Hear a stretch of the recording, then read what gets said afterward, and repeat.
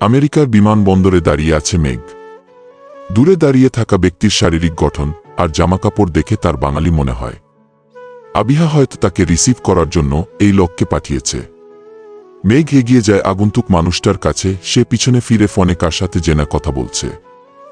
মেঘ তার পিছনে গিয়ে দাঁড়ায় মনের মধ্যে সংকোচ নিয়ে। উল্টো দিকে ঘুরে থাকা ব্যক্তিকে উদ্দেশ্য করে বলে, এক্সকিউজ মি, আপনি কি মিস্টার আন? মেঘের কণ্ঠ শুনে পিছনে ঘুরে থাকা ব্যক্তি ফোনে কথা বলা থামিয়ে দেয়। ফোন কথা বলা বন্ধ করে মেঘের দিকে ঘুরে তাকায়। মেঘ তার সামনে থাকা ব্যক্তির মুখ দেখে কিছু সময় তাকিয়ে থাকে।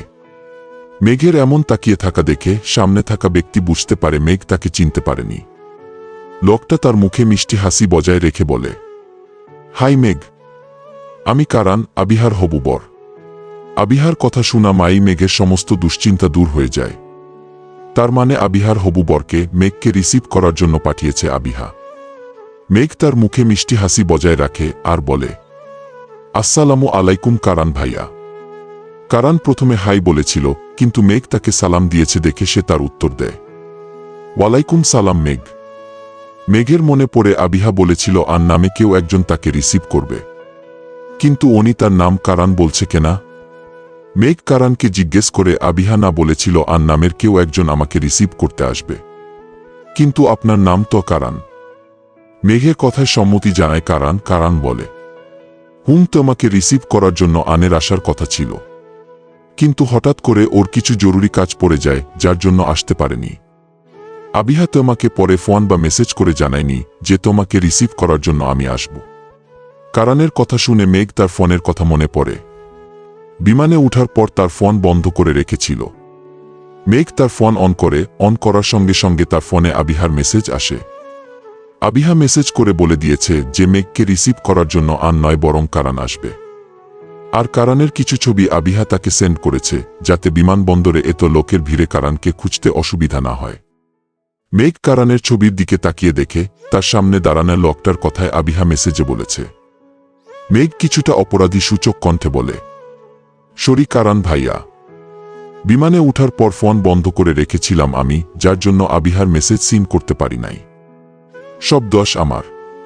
কারান মেঘের এমন অপরাধী সূচক কণ্ঠ শুনে শব্দ করে হেসে উঠে।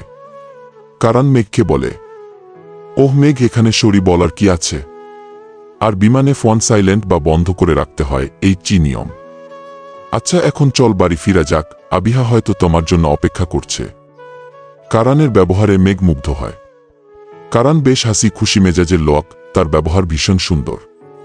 মেঘের সাথে কিছুক্ষণের পরিচয়ে বেশ ভালো বন্ধুর মতো সম্পর্ক পড়ে উঠেছে। আবিহার জন্য তার পরিবার যোগ্য একজন মানুষকে পছন্দ করছে, যা মেঘ বুঝতে পারে। কারানের মতো এমন স্বামী যার ভাগ্য থাকবে, সে ভীষণ সুখী হবে। সত্যি আবিহা ভাগ্যবতী। তবে সবার ভাগ্য মনে হয় এত ভালো হয় না। সকলে স্বামী হিসাবে এমন যত্নশীল মানুষ পায় না, কিন্তু নারী মেঘের মতো কপাল পোড়াও হয়। বিমানবন্দর থেকে ফিরে আসার সময় জামান সাহেব তার জরুরি কিছু কাজ আছে বলে মাঝ রাস্তায় গাড়ি থেকে নেমে যান। শার্লিন বেগম, সৃষ্টিসহ তালুকদার বাড়ির সকলে গাড়ি করে বাসায় ফিরে যায়। জামান সাহেব গাড়ি থেকে নেমে অন্য একটা রিকশা ভাড়া করেন। প্রায় 5 মিনিট পর রিকশা গিয়ে থামে একটা কবরস্থানের সামনে। জামান সাহেব রিকশা থেকে নেমে ভাড়া পরিশোধ করেন।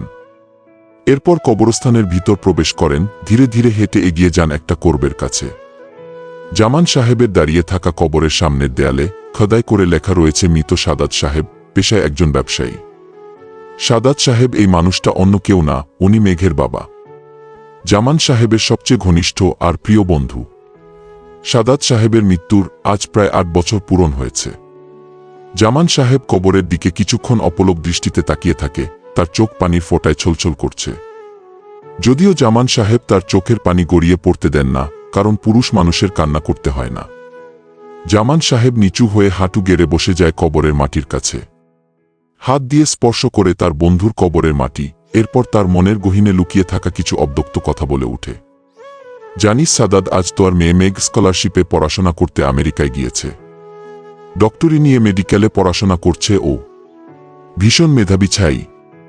মেডিকেল কলেজের শত শত ছাইয়ের মধ্যে তোর মেয়ে সবার প্রথম হয়েছে। পড়াশোনায় খুব মনোযোগ ওর। বড় হয়ে তোর স্বপ্ন পূরণ করতে চাই, ডক্টর হতে চাই। আচ্ছা কি অদ্ভুত তাই না? তোর সেই 14 বছরের বাচ্চা ছোট মেঘ আজ কত বড় হয়ে গেছে। ওর বর্তমান বয়স 22 বছর। কত তাড়াতাড়ি দিন আর বছর অতিক্রম হয়ে যায়, তাই না? জামান সাহেব আর বলে উঠে, মেঘের বয়স যখন 14 বছর তখন ওর সাথে দেখা হয় আমার ওর চাচির বাসায়। আমায় দেখে তার চাচিয়ে পিছনে লুকিয়ে পড়েছিল, প্রথম দেখেছিল তাই চিনতে পারেনি। আমি যখন ওর ভীতু আর ভয়ার্ত চেহারা দেখেছি, ভীষণ মায়া কাজ করছে ওর প্রতি, যার জন্য ওকে আমার বাড়িতে নিয়ে আসি। তবে আদ্রিয়ানের সাথে ওর বিয়ে আমি কখন দিতে চাই না, কিন্তু তখন পুলিশ আর ওর চাচির নোংরা ষড়যন্ত্রের কারণে বাধ্য হয়েছিলাম। তবে এই ভুলটা করে মেঘের জীবন আমি ধ্বংস করে দিয়েছি। আদ্রিয়ানকে মেঘ কখনো দেখিনি, তবু ওর প্রতি মেঘের মনে ভালোবাসা জন্ম নিয়েছে। আদ্রিয়ানের ডিভোর্স দেওয়ার কথা শুনে মেয়েটা ভীষণ কষ্ট পেয়েছে, কিন্তু আমি ওকে কষ্ট দিতে চাই না। তবে বাবা হিসাবে অপারগ ছিলাম আমি। তবে তুই চিন্তা করিস না, আমার ভুল সংশোধন করে নিব আমি। মেঘের পড়াশোনা শেষ করে ওর সাথে অন্য কারা বিয়ে দিব, দেখবি খুব সুখী হবে তোর মেঘ। তবে একটাই আফসোস থেকে গেলা, মেঘকে আমি তালুকদার বাড়ির পুয়বধূ রূপে দেখতে পারলাম না। এই তালুকদার বাড়ির বড়গিন্নি হিসাবে মেঘের সম্মান ফিরিয়ে দিতে পারলাম না রে। মেঘকে যদি আদ্রিয়ান ভবিষ্যতে বউ হিসাবে মেনে নিত কত ভালো হতো, তাই না? আচ্ছা তুই বল, আমেরিকায় গিয়ে কি মেঘের সাথে আদ্রিয়ানের দেখা হবে?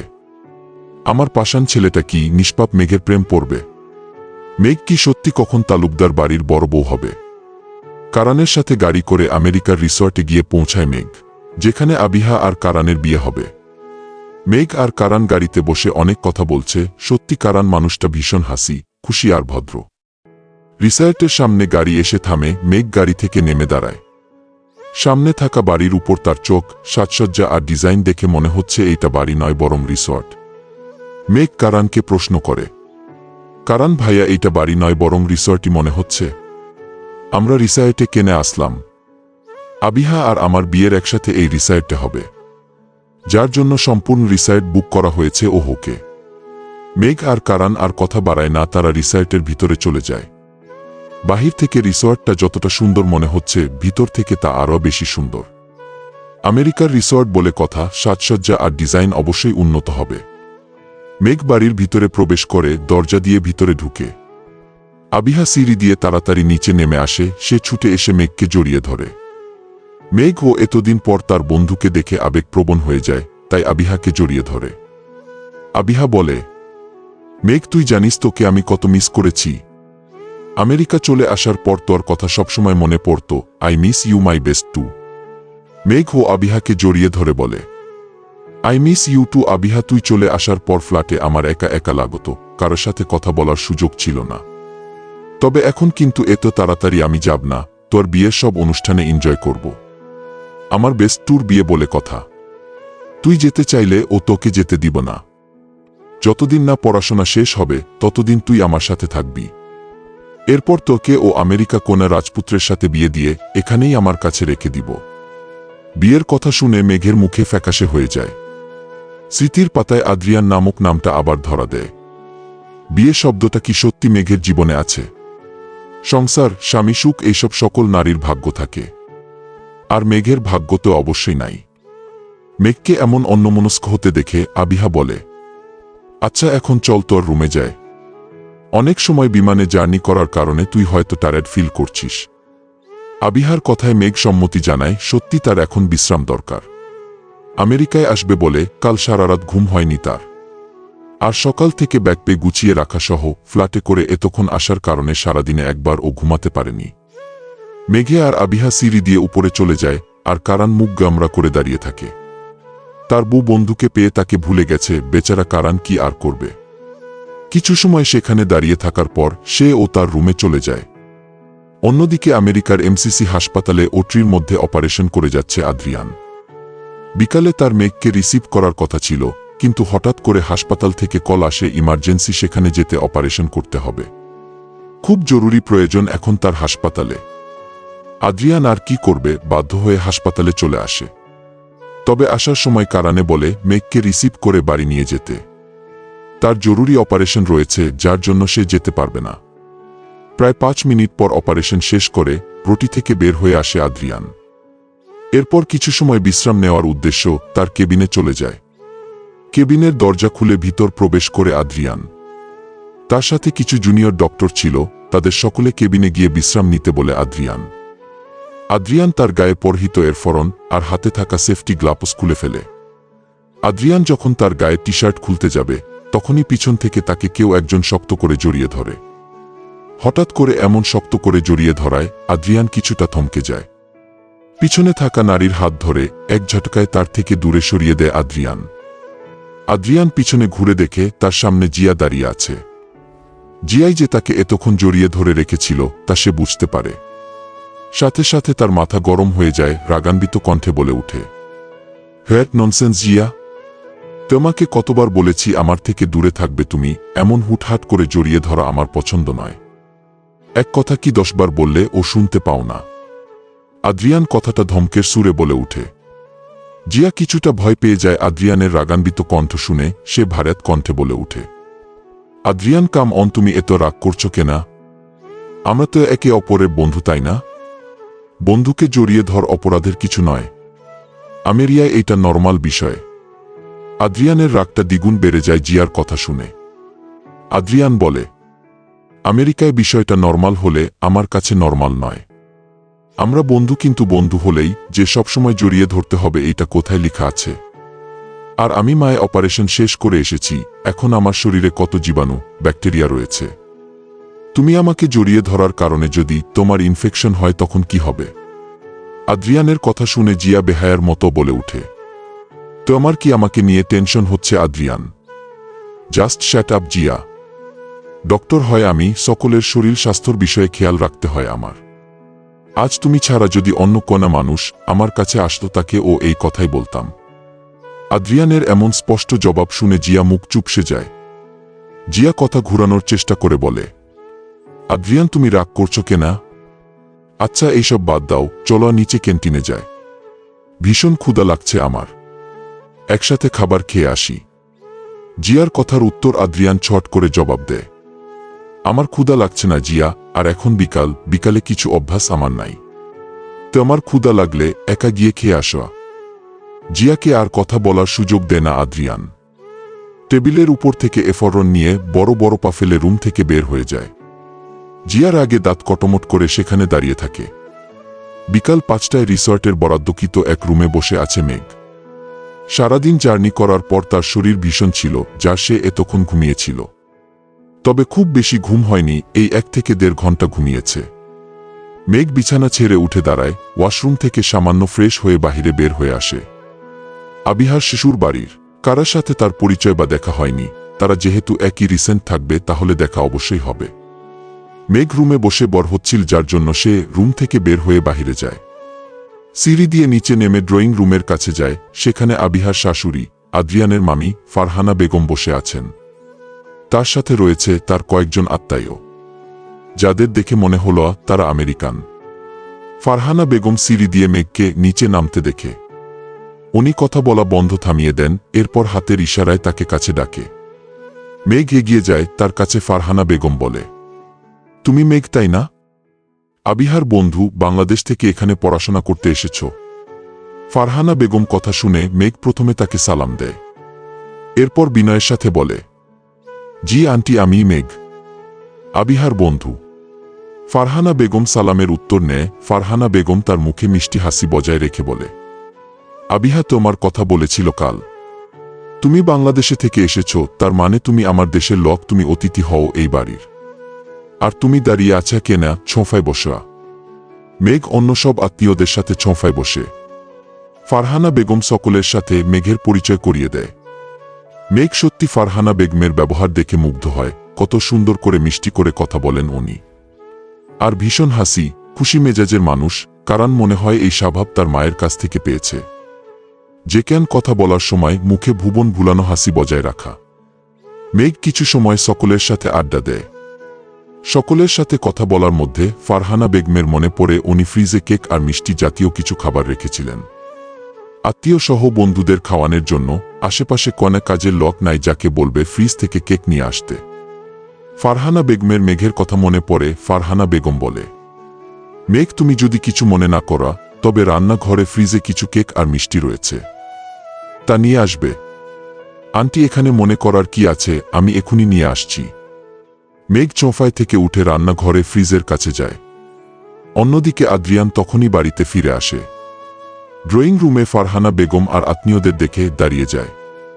ফারহানা বেগম আদ্রিয়ানকে দেখে বলে, আদ্রিয়ান তুমি কোথায় গিয়েছিলে? কারণ বলল তুমি নাকি হাসপাতালে অপারেশন করতে গিয়েছ। তোমাকে না বলেছি যতদিন বিয়ে শেষ হবে ততদিন ছুটি নিতে? ফারহানা বেগমের কথা শুনে আদ্রিয়ান বলে উঠে, সরি মামি, কিন্তু অপারেশনটা খুব জরুরি ছিল। বাট এখন আর এই ভুল হবে না, কারণের বিয়ের শেষ না হওয়া অবধি আমি আর কোথাও যাব না। মনে থাকে যে না? আচ্ছা এখন রুমে যাও, সারাদিন হাসপাতালে থেকে শরীর ক্লান্ত লাগছে নিশ্চয়ই। আমি কাজের লগ দিয়ে তোমার রুমে খাবার পাঠিয়ে দিব। না মামি, এখন আর কিছু খাব না, ভীষণ ঘুম পেয়েছে, ঘুমাতে আমি। আচ্ছা ঠিক আছে, রুমে গিয়ে রেস্ট নাও, কিন্তু ল্যাপটপ নিয়ে কাজ করতে বসে যেও না আবার। অবশ্যই, বাই। আদ্রিয়ান কথাটা বলে সিঁড়ি দিয়ে উপরে চলে যায়। ড্রয়িং রুম থেকে রান্নাঘরের দূরত্ব বেশ অনেকটা, তাই মেঘ আর আদ্রিয়ানের কথা শুনতে পায় না। ফ্রিজার থেকে কেক আর মিষ্টি বের করে নিয়ে আসে মেঘ, এরপর সকলের মিলে একসাথে আড্ডা দেয়। বিদেশে মানুষদের সাথে কথা বলতে মেঘ বার ফিল করে না, বরং সে নতুন মানুষের সাথে পরিচয় হয়ে তার ভালোই লাগে। রাত প্রায় 9টা। আবিহা তার রুমে বসে বিয়ের সমস্ত জিনিস পেয়ে আলমারিতে গুছিয়ে রাখছে। কালকে তার আর কারানের মেহেদি অনুষ্ঠান। আবিহার কাজ করার মধ্যে হঠাৎ করে তার কাজিনের দল রুমের ভিতর প্রবেশ করে। আবিহা সকলকে একসাথে তার রুমে আসতে দেখে অবাক হয়ে বলে, কি ব্যাপার, তোরা সকলে একসাথে হঠাৎ আমার রুমে কেন এসেছিস? কাজিনরা সকলের বায়না সুরে বলে উঠে, আপু কাল কি তোমার আর কারান ভাইয়ের এনগেজমেন্ট হবে না? শুধু কি মেহেদি অনুষ্ঠান হবে? কাল কারান আর আবিহার মেহেদি অনুষ্ঠান হওয়ার কথা ছিল, কিন্তু ফারহানা বেগম নিষেধ করে দেন, কারণ কারানের বাবা নির্ঝর সাহেব ব্যবসার কাজে কয়েকদিনের মধ্যেই বিদেশে চলে যাবেন। কাজটা খুব জরুরি, তাই বিয়ে অনুষ্ঠান সব তাড়াতাড়ি শেষ করতে চান উনি। আর আবিহাকে যখন তারা পাই দেখতে গিয়েছিল, তখন ফারহানা বেগম আবিহার আঙ্গুলে আংটি পরিয়ে দেন। তাই এখন আর নতুন করে এনগেজমেন্ট করার প্রয়োজন নাই। আবিহা বলে, না, কাল এনগেজমেন্ট হবে না, শুধু মেহেদি অনুষ্ঠান হবে না।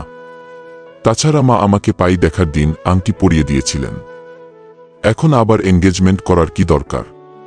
কাজিনরা সকলে জবাব দেয়, কিন্তু আপু সেটা তো ফারহানা আন্টি আংটি পরিয়ে দিয়েছে তোমাকে, কারান ভাইয়া তো দেয়নি।